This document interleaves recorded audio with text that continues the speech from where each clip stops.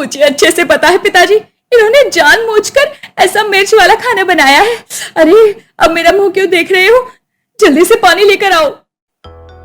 दीनानाथ अपने दामाद मुरारी को फोन लगाकर सुना रहा होता है। दामाद जी, अभी के अभी आप यहाँ आने का टिकट करवा लीजिए। मुझे नहीं पता आपने मेरी बेटी को क्या कहा। वह 3 दिन से यहाँ आकर एक कमरे में बंद है और खाना पीना नहीं खा रही है। इतना कहकर दीनानाथ फोन रख देता है और पास बैठी मधु अपने पिता की बात सुनकर हंस रही थी। बिल्कुल अच्छा कहा आपने पिताजी। अब आप देखना कैसे दुम हिलाता हुआ शहर के लिए टिकट कटवाकर यहाँ आ जाएगा। उसके बाद तुम अपने इस गंवार पति को किसी भी तरह मनाकर यहाँ रहने के लिए राजी कर लेना। इसकी चिंता आप मत कीजिए पिताजी, बस एक बार इसे यहाँ आने दीजिए, उसके बाद इन्हें मैं जो कहूँगी ये वही करेंगे। दीनानाथ अपनी एकलौती बेटी मधु की शादी गांव के मुरारी से कर देता है, लेकिन शादी के 10 दिन बाद ही मधु अपने मायके यानी शहर वापस आ जाती है और यहाँ आकर खूब रोना धोना करने लगती है ताकि उसका पति यहाँ आकर उसकी बात मानकर उसके घर का घर जमाई बनकर रहे और बाप बेटी जो बोले मुरारी भी वही करे। अब अगली रोज। आज शाम तक मुरारी आ जाएगा ना? आप चिंता मत कीजिए पिताजी, आपके गांव का दामाद भागा चला आएगा यहाँ तक। बस एक बार मुरारी को किसी भी तरह यहाँ आने दो, उसके बाद तो हेड और टेल दोनों हमारी। अब देर शाम धोती कुर्ते के साथ कंधे पर गमछा लिए और दूसरे कंधे पर एक झोला लटकाए मुरारी अपने ससुराल आता है, लेकिन वो जैसे ही दरवाजा खटखटाने वाला होता है तभी वो अपनी पत्नी मधु की आवाज सुन लेता है। अभी तक ये आदमी आया नहीं है पिताजी, मुझे तो लगता है मुझे इससे कोई उम्मीद ही नहीं करनी चाहिए थी। आप मेरी दूसरी शादी करवा दीजिए। अरे तेरी दूसरी शादी तो करवा दूं, लेकिन इस निकम्मे को तो आने दे। कम से कम घर का काम तो करेगा और नौकर का पैसा भी बचेगा। अच्छा, तो दोनों बाप बेटी की ये चाल थी मुझे यहाँ तक बुलाकर घर का नौकर बनवाने की। लेकिन मेरा नाम भी मुरारी है, मुरारी। मैं भी इनको दिन में तारे दिखा दूंगा। इतना कहने के बाद मुरारी घर का दरवाजा खटखटाता है और तुरंत ही दीनानाथ दरवाजा खोलते ही अपने दामाद मुरारी का स्वागत करता है। अरे आओ आओ दामाद जी, आने में कोई दिक्कत परेशानी तो नहीं हुई? जी बिल्कुल नहीं ससुर जी, मैं तो अच्छे से आया हूँ। बस अब आराम करना चाहता हूँ थोड़ा, लेकिन उससे पहले एक कप गरम गरम चाय मिल जाती तो। अरे मधु बेटा, जा और दामाद जी के लिए चाय बना कर ला, और हाँ, एक कप चाय मेरे लिए भी बना दे। लेकिन पिताजी। एक कप चाय पिलाने के बाद बकरे को अच्छे से हलाल किया जाएगा। अच्छा, तो इसका मतलब आज मटन बनाने की तैयारी हो रही है? क्या बात है, मटन तो मेरा पसंदीदा भोजन है। इतनी इज्जत तो मुझे शादी वाले दिन भी नहीं मिली थी।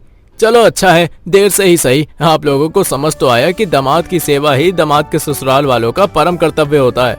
हाँ हाँ, क्यों नहीं, और बहू को डंडे मार मार कर घर से भगा देना भी उसकी ससुराल वालों का कर्तव्य होता है ना? देखो, तुम मेरी माँ के बारे में कुछ भी मत बोलो। तुम अपनी मर्जी से शहर आई हो, मेरे माँ बाप ने तो तुम्हें पलकों पर बैठा कर रखा था। अच्छा ठीक है, लड़ना झगड़ना बंद करो। अभी आप आराम कीजिए दामाद जी, मधु आपके लिए चाय बना कर ला रही है। मुरारी भी अब चाय पीकर सोफे पर आराम से सो जाता है और दीनानाथ घर से बाहर गया होता है। तभी मधु अपने पति मुरारी पर पानी डालते हुए उसे उठाती है। कौन है?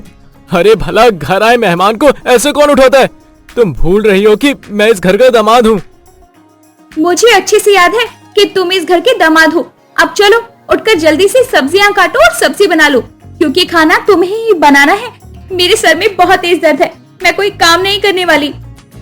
मैंने तो पहले ही सब सुन लिया था। तुम दोनों बाप बेटी ने मुझे यहाँ नौकर बनाने के लिए बुलाया है, लेकिन मेरा नाम भी मुरारी है, मुरारी। इतनी आसानी से मैं किसी के झांसे में नहीं आ सकता। मधु की बात सुनकर मुरारी अब अपने ससुर और पत्नी के लिए खाना बनाता है। अब जब देर रात मुरारी के हाथों का खाना दीनानाथ और मधु खाने बैठते हैं तो उनके कानों से धुआं निकलने लगता है, क्योंकि खाने में नमक और मिर्च इतनी ज्यादा थी कि उनसे पहला निवाला भी नहीं खाया जाता। थू थू थू। अरे कैसा खाना बनाया आपने दामाद जी? ऐसा खाना खाकर तो सीधा मौत आ जाएगी। अरे ससुर जी, मैंने तो पहले ही कहा था मुझे खाना बनाना नहीं आता। लेकिन मधु मान ही नहीं रही थी। तो मैंने भी सोचा कि मधु का दिल क्यों दुखाया जाए, और देखो क्या से क्या हो गया। मुझे अच्छे से पता है पिताजी, इन्होंने जानबूझकर ऐसा मिर्च वाला खाना बनाया है। अरे अब मेरा मुंह क्यों देख रहे हो, जल्दी से पानी लेकर आओ। ऐसे हाल में देखकर मजा आ रहा था, क्योंकि उसे इस बात का बुरा लग रहा था कि उसके ससुर ने उसे यहाँ उसकी पत्नी से सुलह करवाने नहीं बुलाया, बल्कि उसे इस घर का नौकर बनाने के लिए बुलाया है। अब अगली सुबह दूध वाला दीनानाथ के घर आता है। अरे कोई है क्या, दूध ले लो। अरे मधु बेटा, दूध वाला है, जरा दूध ले लो। पिताजी आप उन्हें कह दीजिए दूध ले ले, मुझे अभी बहुत नींद आ रही है। अरे दामाद जी, जरा दूध ले लीजिए, मैं अखबार पढ़ रहा हूँ। अगर अभी उठा तो फिर मेरा अखबार पढ़ने में मन नहीं लगेगा। हाँ हाँ क्यों नहीं, अभी ले लेता हूँ। इतना कहने के बाद मुरारी किचन से एक पतीला उठा कर लाता है और दूध वाले से दूध लेने लगता है। तभी दूध वाला मुरारी को दूध देते हुए निहार रहा होता है। अरे भाई साहब, शहर के तो नहीं लग रहे, गांव से आए हो क्या? अच्छा, दीनानाथ भाई साहब ने गांव से अपने घर काम करने वाला नौकर बुलाया है। वैसे दीनानाथ भाई साहब, कितनी पगार लेता है आपका ये नौकर? वो क्या है ना, मेरी बीवी पेट से है, तो मैं भी सोच रहा हूँ कि अपने घर काम कराने के लिए नौकर रख लूं। क्या बोला? मैं तुझे नौकर दिख रहा हूँ? अरे इनके घर का दामाद हूँ मैं। वो बात अलग है कि इस घर के लोग मुझे इज्जत नहीं देते। इस घर का दामाद? अरे बाप रे, दीनानाथ भाई साहब, लगता है कि गलती से आपने अपनी बेटी का विवाह इस नमूने से करा दिया। तेरे लिए अच्छा होगा कि तू यहाँ से चला जाए, वरना मेरा दिमाग गर्म हुआ ना तो मैं अच्छे चौकी बजा देता हूँ। अरे दामाद जी, क्यों इतना गुस्सा कर रहे हो? आ जाइए इधर, इस दूध वाले की तो बोलने की आदत है, कोई बात नहीं। अब मुरारी भी भनभनाता हुआ किचन में दूध रखने जाता है। तभी पीछे से दीनानाथ अपने दामाद मुरारी को आवाज लगाते हुए कहता है।